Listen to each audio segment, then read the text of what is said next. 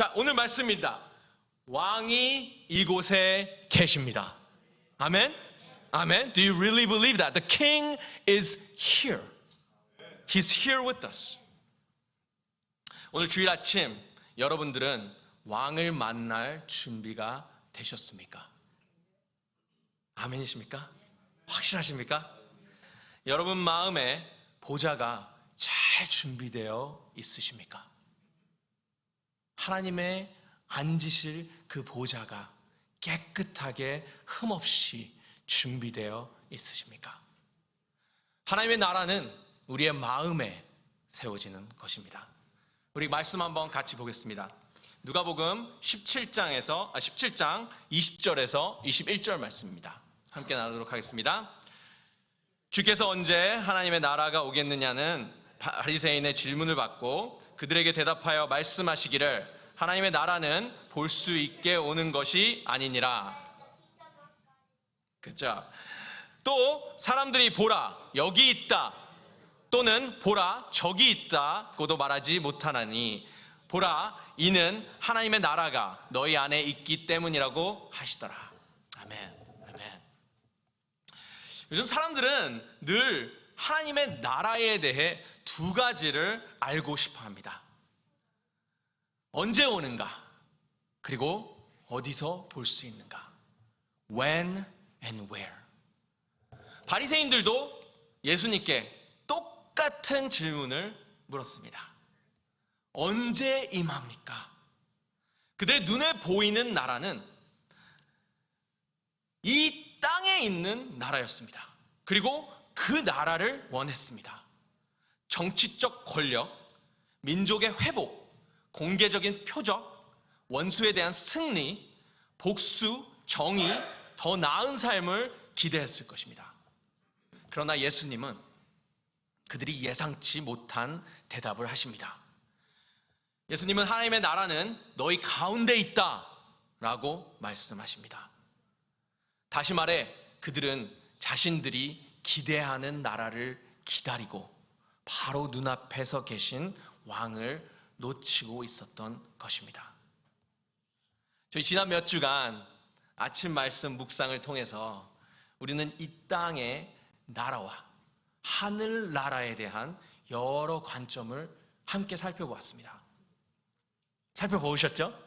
예? 다들 말씀 보셨죠? 함께 우리가 누가복음 16장과 17장 함께 나누면서 그곳에서 그리스도 예수께서 말씀하실 때 돈 좋아하던 바리새인들이 이 모든 말씀을 듣고 예수님을 비웃었습니다. 바리새인은 당시 종교 지도자로 그들은 부유했고 존경을 받았습니다. 권력을 가지고 있었지만 동시에 교만하기 짝이 없고 자기네 본인들의 자랑을 엄청나게 해댔습니다. 오늘날 비슷하게 이 시대에도 부는 사람들에게 존경과 권력을 가져다 줍니다. 하나님의 은혜를 받은 증거처럼 여겨졌습니다. 또한 종교적으로 성공한 사람은 하나님께 복받는 사람이다 라고 여겨졌습니다. 그래서 예수님은 이 모든 잘못된 전제를 정면으로 공격하신 것입니다. 15절에 이렇게 말씀하십니다. 주께서 그들에게 말씀하시기를 너희는 사람들 앞에서 스스로 의롭다고 하는 자들이지만 하나님께서는 너희의 마음을 아시나니 이는 사람들 가운데서 크게 높임을 받는 것이 하나님 보시기에 가증스러움이니라. 이 대화가 가져온 긴장감은 하나님의 나라에 대한 논의로 이루어집니다. 그래서 16장에서 예수님은 부자와 나사로의 이야기를 합니다. 그것을 통해 하나님의 나라에 대한 사람들의 일반적 오해를 바로잡습니다. 그 시대의 사람들은 생각하기에 부자는 하나님의 선택을 받은 사람이고 가난한 사람은 저주를 받았거나 부모가 죄를 졌거나 죄가 있는 사람이라고 생각했습니다. 그러나 예수님은 그 생각을 완전히 뒤집으십니다. 겉으로 보이는 지위가 내면의 외로움을 증명하지 않는다는 것을 보여주셨습니다. 그리고선 누가복음 17장에서 예수님은 하나님의 나라의 비밀을 공개하셨습니다. 여러분들 다 캐치하셨죠, 이거? 예? 하나님의 나라의 비밀, 하나님이 17장에서 말씀하십니다. 천국의 백성이 실제로 어떤 모습인지를 가르쳐 주십니다. 이거는 세상입니다. 소수적인 사람이 부하고 잘 나가고 많은 사람들이 그 소수적인 사람을 따라가고 배우고 그러고 싶어지기를 욕망합니다. 하지만 하나님의 나라는 이러했습니다. 천국은 백성은 용서, 회개, 믿음, 겸손, 순종으로 섬기는 사람들이라 말씀하십니다. 너희는 스스로 조심하라. 내 형제가 죄를 짓거든 꾸짖고 회개하거든 용서하라. 주님께서 이렇게 말씀하셨다. 너희에게는 겨자씨 하나만한 믿음이라도 있으면 뽕나무더러 뿌리채 뽑혀 바다에 심겨지리라. 믿음에 대해서 말씀하셨습니다. 이와 같이 너희도 명령받은 것을 다 수행하고 나서 우리는 아무 쓸모없는 종입니다 라며 내 자신을 낮추길 원하셨습니다. 그리고 마지막으로 예수님은 10명의 나병 환자를 고치십니다. 그러나 그중 오직 한 사람만이 돌아와 감사하며 믿음으로 반응했습니다. 예수님 발 앞에 엎드려 감사를 드렸는데 그는 다름 아닌 사마리인이었다. 사마리아의 사람이었다는 겁니다. 정말 그 시대에 아무것도 아니고 사람들이 그 땅을 돌아가기까지 하며 그들과 뭔가 연관된 게 없기를 원했던 그 시절입니다. 그런데 돌아온 단 한 사람은 사마리아의 사람이었습니다. 아무도 사마리아 나병 환자가 참된 믿음의 본보기가 될 것을 예상치 못했습니다. 예수님은 그를 통해 하나님의 나라는 그 나라의 왕을 알아보고 믿음으로 반응하는 사람들에게 속한 것임을 알려주셨습니다. 사람들은 하나님의 나라가 눈에 보이게 나타나기를 기다리고 있었지만 예수님은 그들에게 하나님의 나라는 이미 그들 앞에 서 계신 왕을 통해 임했다는 것을 알려주고 계십니다. 오늘의 말씀입니다. 하나님의 나라는 눈에 보이는 것이 아니라 영적인 것입니다. 하나님의 나라가 언제 오겠느냐? 바리새파 사람들의 질문을 받고 예수님은 이렇게 대답하셨습니다. 하나님의 나라는 볼 수 있게 오는 것이 아니며. 그들은 하나님의 나라가 마치 영화에 나오듯 드라마틱하게 정부를 뒤집어 엎고 완전히 사람들을 모아서 쳐들어가는 그런 생각, 그리고 바로 잡는, 올바로 잡고 그들은 눈에 보이고 극적이고 정치적인 무언가를 기대했던 것입니다. 그러나 예수님은 하나님의 나라가 먼저 인간의 눈으로 관찰할 수 없는 것이라 말씀하셨습니다. 사람들이 여기 있다 또는 저기 있다, 하나님의 나라가 저쪽에 있을 것이야 라고 손을 가리킬 수 있는 것이 아니라고 말씀하십니다. 예수님께서 말씀하시는 하나님의 나라는 인간적 눈으로 볼 수 없는 것이다. 하지만 더 깊은 곳에서 시작된다. 하나님의 나라는 우리 마음, 즉 하나님이 다스리시고 통치하시겠다 작정하신 그 마음을 가르칩니다. 왕의 명령이 순종되는 곳, 그리스도가 왕으로 인정받는 곳, 더 이상 걱정, 쓴뿌리, 좌절, 악한 생각에 지배하지 못하는 곳, 그곳이 왕이 계신 곳입니다. 그러므로 우리의 질문은 하나님의 나라가 과연 어디에 있을까가 아니라 우리의 왕은 지금 어디에 자리하고 계신가 할 것입니다. 왕이 오셨기 때문에 하나님의 나라는 이미 임한 것입니다. 하나님의 나라는 너희 가운데 있느니라. 하나님의 나라는 단순한 개념이 아니라 하나님의 나라는 왕께서 머무시기로 하신 선택하신 장소입니다. 그는 멋진 천국, 땅이 금이래요. 막 루비, 보석이 너무 많은 그 보좌를 버리시고 우리의 마음으로 오시길 작정하셨습니다. 여러분들은 그분을 얼마나 귀히 모시고 계시는지요. 지금 이 순간에도 하나님께서 왕이 이 자리에 여러분들과 함께 하십니다. 믿는 사람의 마음속에 하나님이 함께 거하신다고 하셨습니다. 예수님께서 계신 그곳이 실제 하나님의 나라이고 그분의 선택으로, 그분의 의지로 우리를 구원하셨습니다. 예수님이 이 땅에 죽으러 오신 거지 죽임을 당하신 게 아닙니다. 아무도 내 생명을 빼앗지 못하나니 내가 스스로 버리노라.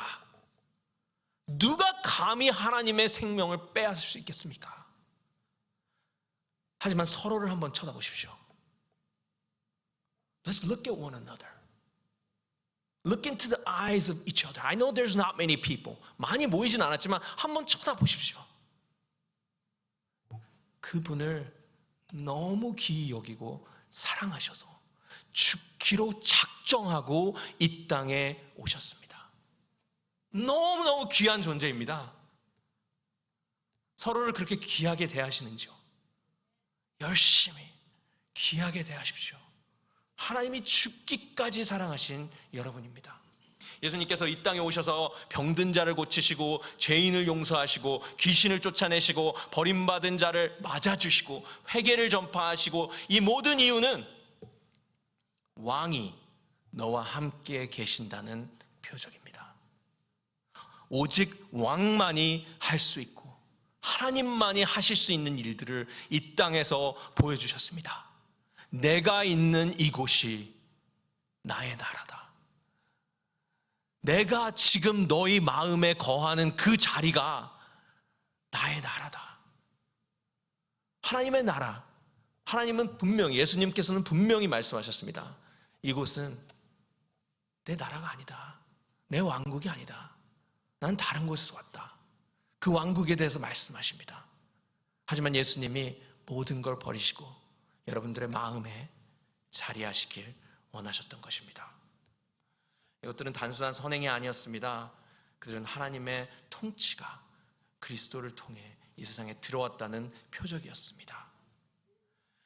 그들은 보좌를 기대했으나 예수님은 십자가를 택하셨고, 그들은 군사 정복을 기대했으나 예수님은 자비를 베푸셨고, 그들은 예수님께서 로마를 무너뜨리기를 기대했으나 예수님은 죄를 무너뜨리셨습니다. 그들은 예수께서 세상을 다스리시기를 기대했으나 예수님은 우리의 마음을 다스리길 원하셨습니다. 하나님의 나라는 작게 시작하지만 기하급수적으로 자라납니다. 하나님의 나라가 무엇과 같을까 비교하셨습니다. 내가 무엇으로 비교할까? 마치 사람이 자기 채소밭에 갖다 심은 겨자씨 하나 같으니 자라 나무가 되어 공중의 새들이 그 가지를 깃들였느니라. 예수님은 하나님의 나라를 겨자씨와 누룩에 비유하셨고, 씨앗은 강해 보이지 않으나 누룩은 보잘것없어 보이지만 씨앗이 자라고 누룩이 펴지면 결국 그 자리는 변화됩니다. 하나님의 나라는 우리 마음속에서 아주 작은 믿음으로 시작될 수 있습니다. 때로는 그 나라가 정말 내 안에 있는지 의문이 들 수도 있습니다. 그러나 왕은 이 땅에 오셨고 지금 우리와 함께 하십니다. 오늘도 우리 마음에 일하고 계십니다. 우리가 해야 할 일을 그분은 우리의 왕으로, 그분을 우리의 왕으로 받아들이고 왕의 명령을 따르는 것입니다. 그리스도께서 마음을 다스리실 때 그 증거는 결국 나타나게 됩니다. 이기적인 사람이 사랑을 시작하고 용서 못할 사람이 용서하기 시작하며 두려워하던 사람이 신뢰하기 시작하고 교만한 사람이 회개하기 시작합니다. 하나님의 나라는 안에서 밖으로 자라납니다. 그 나라는 마음에서 시작됩니다. 그리고 우리의 성품을 성숙시킵니다. 우리의 관계를 회복시킵니다. 우리의 결정을 변화시킵니다. 그리고 결국 우리 가정, 교회, 학교, 직장, 그리고 공동체에 영향을 미칩니다. 변화는 이제 벌써 시작되었습니다. 왕이 여기 우리와 함께 하십니다. 그분의 말씀을 기울이시고 주님의 이름으로 나아가길 주 예수 그리스도의 이름으로 축복합니다. 우리가 한 끼 식사는 걸러도 왕의 말씀은 건너뛰지 마십시오. 여러분의 마음의 왕은 지금 누구입니까? 그리스도께서 내 안에서 다스리지 않으신다면, 내가 표적을 보고 교회를 출석하고 설교를 듣고 교리를 알고 있다 해도 나는 여전히 하나님의 나라를 놓칠 수 있습니다. 하나님의 나라는 우리가 관찰하는 대상이 아니며 기다리며 기대하는 대상조차도 아닙니다. 하나님의 나라는 우리가 들어가는 것이고 우리가 받는 것입니다. 우리가 항복하는 것입니다. 예수님은 우리에게 단지 하나님의 나라가 존재한다고 믿으라고 초대하시는 것이 아닙니다. 그분은 우리에게 왕께 복종하라고 부르십니다. 결론입니다. 사랑하는 성도 여러분, 하나님의 나라는 이미 여러분 마음에 임하였습니다. 그리고 그 나라의 주인 되신 왕 또한 그곳에 계십니다. 사랑하는 성도 여러분, 여러분은 그 보좌를 왕에게 내어주셨습니까? 아니면 우리가 청지기의 신분으로 매일 그 보좌에 앉아 통치하지는 않으십니까? 여러분은 매일 하나님의 사랑을 경험하며 사십니까? 하나님의 평안 안에 거하십니까? 하나님 안에서 정말 기쁘십니까? 아니면 아직도 미움, 시기, 교만, 이기심, 두려움에 가득 차 계십니까? 하나님의 나라는 이미 임했습니다. 그리고 왕은 오늘 이 자리에 저희와 함께 하십니다. 이제 우리의 길에서 돌이키고 우리의 왕께 우리의 자신을 내어드릴 때입니다. 사랑하는 오늘의 교회 성도 여러분, 오늘 이 시간에 여러분을 초대합니다. 이 앞에 서 계신 왕을 보게 되시기를 예수님의 이름으로 축복합니다. 이제 잠시 함께 우리 묵상하길 원합니다.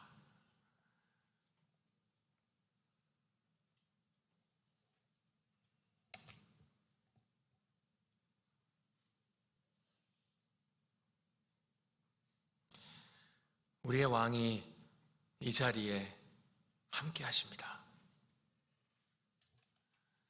여러분의 마음에 보좌를 비우고 그분의 길을 준비합니다.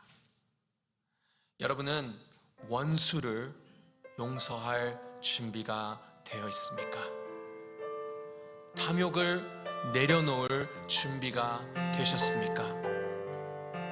겸손함으로 자신을 낮출 준비가 돼 있으십니까? 여러분이 자기 자신만을 구하며 살아왔다면 이제라도 하나님들의 자녀들과 함께 모이고 함께 나누기 위해 힘쓰십시오. 여러분이 자신만의 방식만을 고집해 살아왔다면 왕의 음성을 듣고 그분의 길을 따르십시오. 형제나 자매에게 잘못한 일이 있다면 겸손함으로 용서를 구해보길 원합니다.